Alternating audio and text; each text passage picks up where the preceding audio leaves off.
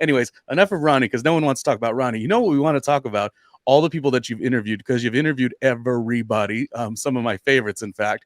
But let's jump over to Real Housewives, the franchise that I think is not even underrated anymore.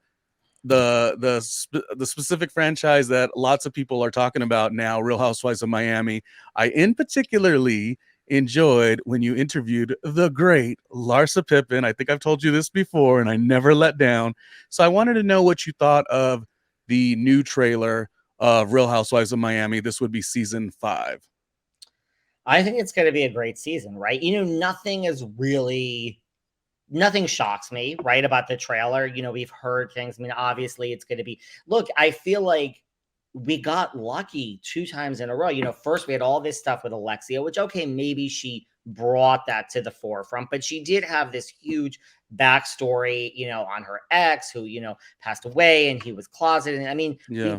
really not have that when we left. So, I mean, in a way, she got a lot of flack. I mean, a lot of the Miami Housewives that came on my show, not even just Larsa, gave her flack of like, why are you bringing this up? And that's a whole thing of like, Leah Black said on my show, like, you added a dead man. Like, do we see issues with that? And I see both sides of it, but I get that, like, we as an audience didn't know. So we had to be filled in. This is a roundabout way of saying, like, this is one of these gifts now. Not that I wish harm on anyone. I mean, look what Lisa's going through. This ain't a storyline. Like, this ain't a, like, what am I going to talk about? This is real. So Yeah. I feel like I think it's interesting. Lisa, to me, I was most disappointed season 4 in Lisa. Like, just in terms of, like, I thought she'd make much more of a splash. And for me, she kind of fell short. So, whereas if last season was the season of Alexia, I think this season's going to be the season of Lisa. So, I think it's going to be, as a viewer, look, we love change, right? We love when the dynamics change. So, I think it's going to be a good season again. Lisa, if anything, that last season, like you say, she was sort of setting up the nuggets of that because there was the emotional cheating. So that wasn't really the thing yet. But now, as we see what's happening, it's like, oh, it's going down. Let's take a look at the trailer real quick. We could add that, and let's see. Pull the audio up. Let's see what's going on. I don't know if my marriage is going to survive. It's as if they were starting from scratch to the point that you made. Woo! Nothing was redundant. We didn't have to hear, because I got so tired of Adriana. You just want to be like Kim Kardashian. You want to be with Kanye. Like, we didn't hear that again. We didn't hear a lot of Alexia's stuff. Didn't become repetitive. The new story was the son, who tends to get in trouble a lot, saying that the girls in his life, have a hard time with, Alexia as the mother. It was just such new stuff. Nicole, I guess, getting married. Gertie, what do you think about Gertie? She would be the one I'd be worried about. Like, is she trying too hard for the second season? But I say that with so much love. I mean, look, I had her on my show. I thought she was very authentic on my show. And it was at the end of the first season, and she had a, like, I hope I come back. I was like, you're going to come back. I mean, trust me. Let me tell you. And it's like, I can tell you from talking to her, I mean, this is on air, I'm not revealing anything. She really felt like we saw professional Gertie. You know what I mean? She felt like she had no storyline season 1. No, I'm not saying I felt that way, or maybe you felt that way, or the viewer, but she felt that way. She felt her entire presence was planning the wedding. I'm a wedding planner. Here's my business. And she was like, listen, I hope they let me come back. And I'm like, that's very humble of you. She's like, I need to kind of show you guys, like, me. So I feel in that sense, she's probably not trying too hard. I just think maybe we didn't even really see her last season. Because really, what drama did she get into last season? It was all about her planning Alexia's wedding. Even so, and I hate that narrative because I'm a big Melissa Gorga fan. You don't have a storyline. Like, some people are just fly and you want to watch them. The show itself, Real Housewives, is aspirational living or aspirational lifestyles. Sometimes you look at a Gertie and you're like, look at her. She's having a ball. Like, she's got the husband. Remember, she made the little confessional. She's like, what do you think, Andy? Like, no one's ever done that. She was really fun. And I'm not saying by any means by her getting in Alexia's face, that means she's changing or whatever. But I would say that was the only person I was a little worried about. But I'm into it. Yeah. Your thoughts on Lisa, because that intro of the trailer, I mean, to see to have to read it back or listen to it back, all of those confessionals, taglines rather, and it go the way it went really hit hard, I thought. I mean, I guess, well, look, I'm not shocked at all that they're getting a divorce for a couple of reasons. One, I thought their scenes, even last season, were so cringeworthy, just in terms of like, this isn't a good marriage. Mind you, from knowing all these people, I've heard things throughout the years. Mm. Look, who knows what's true, right? But you heard that they, were swingers. I mean, these are things I heard. I've no idea if they're true. But you heard like that it was more that he wanted this and she was just desperately trying to. These are just things I heard, not necessarily even from the cast, but from the cast off the record. I mean, we don't have to say who said what. And from the cast past, I just heard stuff like that throughout the years. But regardless of that, watching it, I never got a sense that this was like a real couple in love, right? So I'm not shocked that we're here. Yeah. That's Well, just in any case, I think it's going to be compelling of you to watch. It's going to be very, very compelling to watch because Lisa is still a fun cast member, and you're right. We didn't see a lot of her last season. Still lovable, but now it's go time for her. As we wrap up Real Housewives of Miami, can I get your thoughts on Leah in her cameo, and then just a thought or two about the great Larsa? Because I tend to not be able to stop talking about the queen of the show. I say all the time, I love Larsa so much.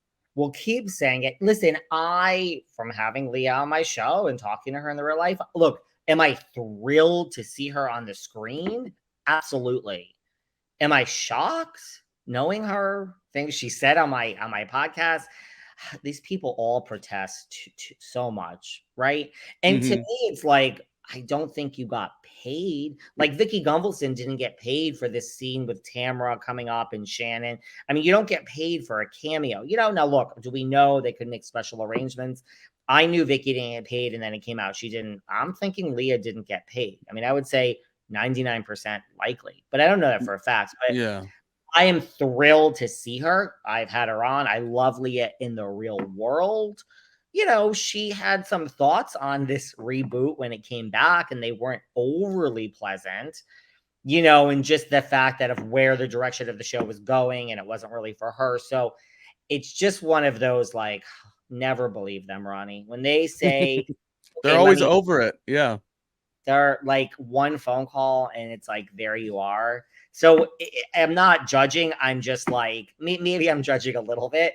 I'm okay with you being like dying to be there. Just admit it. Just admit you want to be part of it. That's all. There's nothing It wrong. is nothing wrong with that. It's like, when each of them call each other a narcissist, it's like they're all on a TV show, doing a podcast. Like you're hello camera, hello microphone. There is a narcissist quality or a quality that just says you want to shine. Nothing wrong with that, like you said. Well, I think she'll do good. It'll be a small cameo, and maybe if she does want to come back, she has a little more negotiating power because I feel like she'll somehow make an impact. That's just Leah. Off. I think one scene she made an impact. I think. Yeah. Okay, and now my favorite. Oh, Larsa Pippen, which I have to remind you, David, scene 1, episode 1. I am not a come to the party after her Miami experience, and then I didn't even care that she was a Kardashian friend. That had no burden on why I liked her. I'm scene 1, episode 1, Real Housewives of Miami when it aired.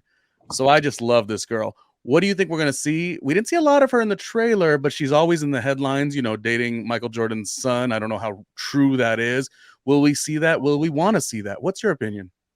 I mean, I imagine this is at the beginning of the season. I do think that there is something about the Kardashians in the beginning of the season just to set it up about, and my sources tell me like Audriana and Larsa, there's no love lost. So I think just to start about why they are now not thrilled, I think it goes back to that you said this, and Adriana went on some podcast. We don't need to mention which ones that might be on the show, that might not. I'm not saying anything, but I did have her on my podcast. We'll just leave it at that. So I think that kind of is, but then I do, yes, we're going to move on from this. That's why I think this show is good from Larsa, because even me, I wanted to talk about the Kardashian when she was here last time, and I was told you are allowed one Kardashian question. That is it. Mhm. It wisely, but we've moved on, right? So I think we're not going to see that anymore, other than the beginning. And yeah, I think this season, I don't know. I think Larsa is a big part of this season. I don't know. I think Michael Jordan's son, if that's true, came after they stopped Oh, filming. gotcha. And that's a grown son, by the way. And also, it feels weird to hear that because not the grown son part, but Michael Jordan's grown son, Larsa, are they, aren't they? Because in my perspective, I was like, go ahead, Larsa, do what you do. You're 40 something year old woman. You were married for 20 years, 20 something years. Go off, do your thing. But I was shocked when I saw on Twitter how the straight men feel about this because they take it so personal. They take it like, ooh, Michael Jordan got the best of Scotty. I'm like, the egotistical straight mind sometimes is like, Right. I'm like, it has Never, nothing to, yeah. I would never think of that. Well, I saw it a little bit online and I Really? was like, go, yeah. Wow. Interesting. That's interesting. You saw that. Yeah, I was like, "Go Larsa," because that's my vibe. But then, yeah, a lot of the guys were like, "Oh, wow, that's the ultimate diss, and Scotty's gonna be pissed." I was like, "You, the ego of these men, where it's like about them." And I do, yeah, they probably had some, or they did have some issues or whatever. But it's just interesting, and she is just always interesting for me. So storyline, not storyline. When she's in a scene, she's compelling. I guess she had said recently that she's no longer doing OnlyFans because her father saw kind of what was going on, made a comment, and she lost her excitement to do so. So she's always going to give you something different. She just is. She's a very unique cast member and seems like a really cool chick. I'm a huge Larsa fan too. I mean, I think, to me, she's like, it is what it is. To me, she's like a Candy Burris. Like every year, everyone's like, Candy's going to be fired. She doesn't bring anything to Housewives of Atlanta. I mean, she is the highest paid, but like, I think that Candy gets her job. Say, I don't think Candy needs to be the one that brings everything. Larsa to me, I'm not saying she's Candy, but she has this cachet about her. Fine. A lot of it is because of the Kardashians, but who cares? She has this cachet that her name brings some clout to this show. Do you know what I mean? Like outside of the Housewives world, Yeah. it's like I'm not saying she's better on the show than anyone. She's like a Martina Navratilova. Her and Larsa Mm. they elevate something about this show to me like Candy Burris, whether they're the best housewife or not, right? So I think that's why she's great. She's great, And right? I think she gets under the skin of some of the other cast members because they'll be like in their press and promo opportunities and like doing kind of, Bravo commercials or whatever.